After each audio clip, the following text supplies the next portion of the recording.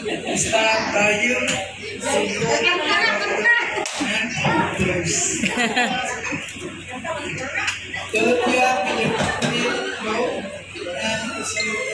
Pero Bisaya kay na. I vow to go with you, to pray with you, and to go beside you, through every season of life. Today, I give you not only my hand, but all what I have. Oh, yes. Ito emang gusto rin. You are my heart, my hope, My soul. My soul. My soul.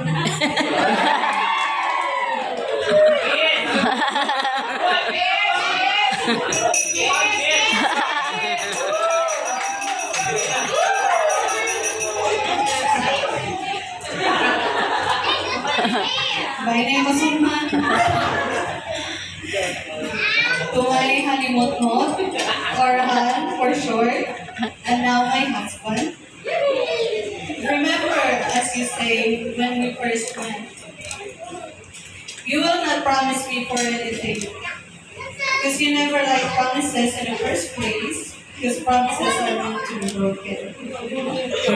You want me to see you for who you are, and how you will be in the future. And I think the future is now. After how many years we've been together, you prove me every day what kind of person who you really are. A person with no vices, except ang pag-inom kay abong bading. OMM. A person with courage.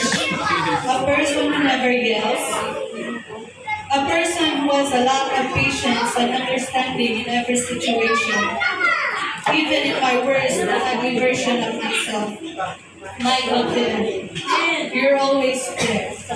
You left me up in times when I think I can do certain challenges. That's the time when I know I found the one. I'm glad that you are the person that I will be with for the rest of my life. As soon to be father of my kid or kids, kumadugnan pa. I just want to say thank you. Because from the moment our paths crossed, my life has never been the same. You have been my calm in my chaos, my laughter in my quiet moments, and my strength in my weakness. Today, I stand before you. I will not promise you, but I will do love you. To grow with you, I will keep choosing you every single day, in all seasons, in all versions of ourselves. I vow to love you with both of my heart and mind, to be your partner in my dream, in every dream, your teammate in every challenge, and your home in every storm. I promise to listen with patience, speak with honesty, and love with intention. No matter where life leads us, I will always find my way back to you because you are my favorite and greatest decision, my safest place in my forever. I love you, Mommy.